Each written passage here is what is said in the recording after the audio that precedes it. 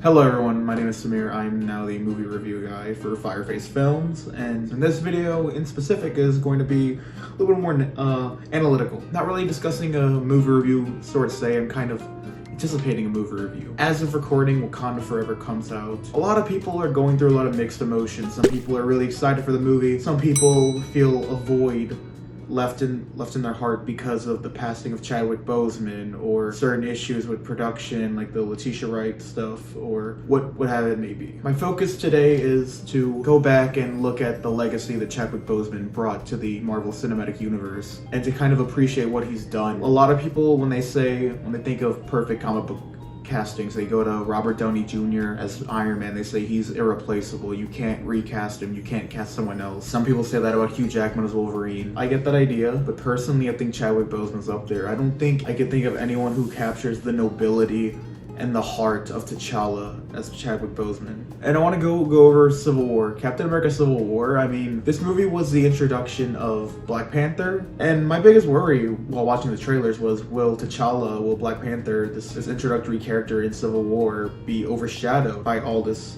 stuff? And no, T'Challa had an arc from beginning to end. T'Challa played a very powerful role in the movie. It wouldn't have been possible if you didn't have an actor like Chadwick Boseman. Chadwick Boseman captured the energy of T'Challa, captured the heartbreak of having to accept the role of king, not by his own accord, by his own father dying, him being forced to take up the mantle of king and the mantle of Black Panther.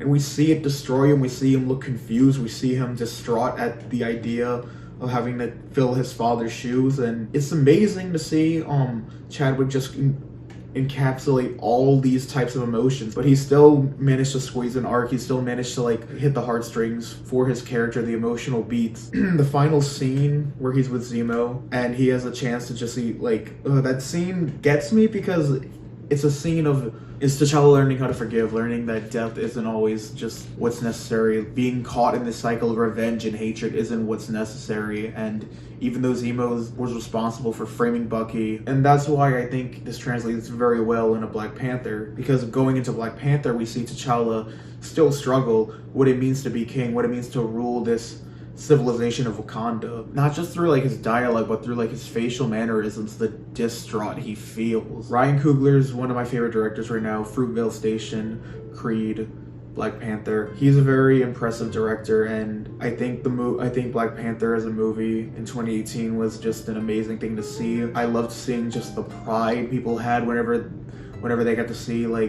Black Panther on the screen. I can't speak on that, but I've had friends who constantly rewatched the movie, felt a sense of pride because they got to see a character.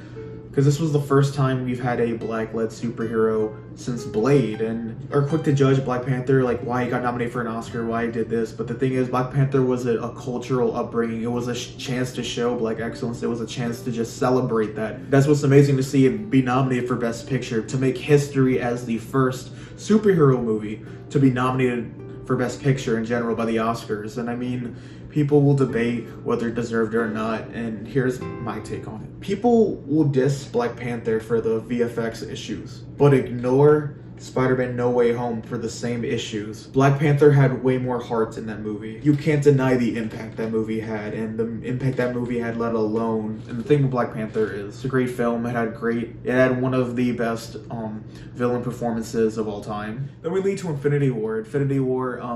I rewatched Infinity War about a month ago before this video was even in mind, and my favorite scenes in that movie were probably genuinely the scenes with T'Challa in it. Because T'Challa, it was poetic seeing this arc that he had, finally realizing what he has to be king, and not just his impact to Wakanda, not his impact to his people, but his impact to the whole globe. Opening up Wakanda for war in order to protect the world. And then opening scene, we see him just walk with Okoye. The scene where he's about to approach Bucky, while he's walking down, you can see the uncertainty about him going to war, opening the barriers for Wakanda. But then that oversense of justice also clouds his mind, and you could tell that through Chadwick's facial interactions, but you could also just tell through the pacing, he's ready for war. He has pride in his people, he has pride in his strength, he has pride in his country. That's what I love about Chadwick's performance. He's able to show pride, but not in an arrogant way, in a more hopeful, in a more just, I'm proud of who I am and my people type of way. It's amazing just seeing him progress in this story, because just seeing his interactions with the other Avengers. Going back to Civil War, he spent a majority of the movie chasing down Bucky in the midst of revenge, but he learns to forgive Bucky for what he's done because it wasn't under his control, and he agrees to help Bucky. And seeing him just give Bucky this new home, this new name of the White Wolf, giving him a new life, it's a very poetic arc because he's willing to forgive, but he's also willing to help rebuild. Honestly, every time I go back and watch the movie, I kind of get like teary-eyed. Just going back and watching anything Chadwick's been in is kind of gets me teary-eyed as well. Oh my god, because there's still a void left without him. But the thing is, like, just that moment, like, it just hits you in the feels because the emotions feel real, the love just feels there. That's mainly what I have to say about Infinity War. Chadwick didn't really have much to do in Endgame, sadly, so I can't really cover that. That leaves me with just some final thoughts. Black Panther, Wakanda Forever. I'm excited to see this movie. At first I was skeptical. I'm not gonna say I was on board with it. The loss of Chadwick Boseman definitely hurt. Not just myself, not just the people around me. But I can't even imagine what it's done for director Ryan Coogler, the cast and crew, the people at Marvel. I can't imagine how hard of a decision it had to have been to still go on with this movie. I think a lot of people are trying to look at this movie critically, but I think we gotta understand that this movie is unfortunate circumstances that no one should have to be put to deal with. Losing not only your lead actor, but an amazing friend, amazing hero, a hero outside the screen, someone who's inspired people for ages. Finding out that he was suffering with colon cancer since 2016 and still filming all these movies, still like putting his well-being aside to give us his all, give us amazing performances. He's a hero for that, and he was a hero to many other people, while still being able to just like make a wishes, like meet people who are still just trying to like hold on, fight their terminal cancer, just to, obviously, like, we're gonna have our opinions about this movie, but I don't think we should fault anyone if this movie if it isn't set to your expectations, because this was a hard decision for everyone. I mean, the only situation I can think that's similar to this is Paul Walker passing in the middle of Fast and Furious 7. I can't imagine how hard that was to deal with. I hope this movie can honor Chadwick's legacy, because even though he's not with us no more, he's still with us in spirit. His legacy still lives on, and I hope this movie is just a movie that we can look back and always remember his legacy for. A lot of people were discussing whether they should recast with T'Challa or whatnot, or not going with the character, but Black Panther is an icon. In 2018, there was an uproar, an upbringing, a sense of pride. I can't speak for that pride. I've never got to feel that pride, but I'm so glad that the people I know felt that pride, got to watch the movie a million times and enjoy every second of it. I'm glad that people got to finally have a hero that they look up to, that they can finally like relate to. I know, like, I've met like a lot of younger people who felt like a pride seeing Miles Morales, and so I can't imagine how people felt just seeing T'Challa finally getting that sense of pride of like finally having a black superhero.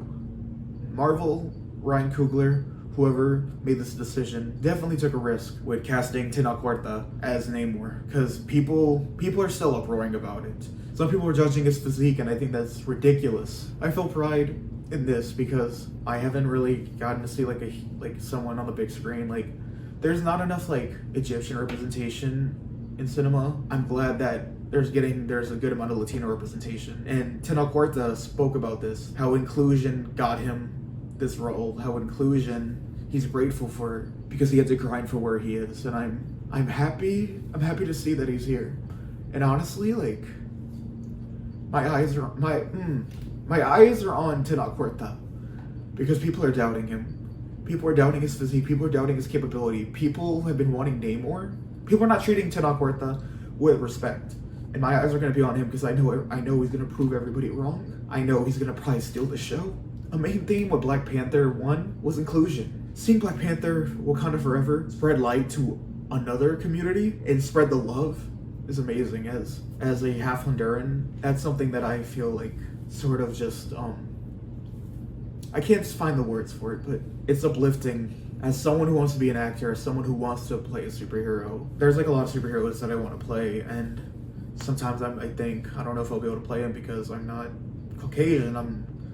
I don't know if they'll be willing to just ignore the fact that I'm half Hispanic, half Egyptian. And seeing Tino Corta get cast as Namor is kind of just hopeful, because it shows that they put all that to the side and they chose him because of what he's going to bring to the table, and I think he's going to absolutely kill it. I hope you all enjoy Black Panther Wakanda Forever. I am possibly going to be back with another review regarding Wakanda Forever, since we've been discussing the loss of Chadwick. For people who've been grieving with loss or been dealing with loss, the best thing I can advise is never forget about your loved ones. Never forget about the people close to you, no matter if they're gone right now.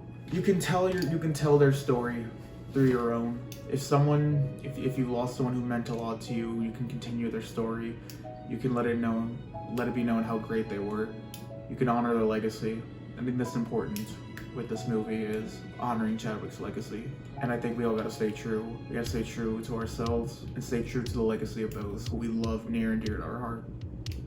Rest in peace, Chadwick.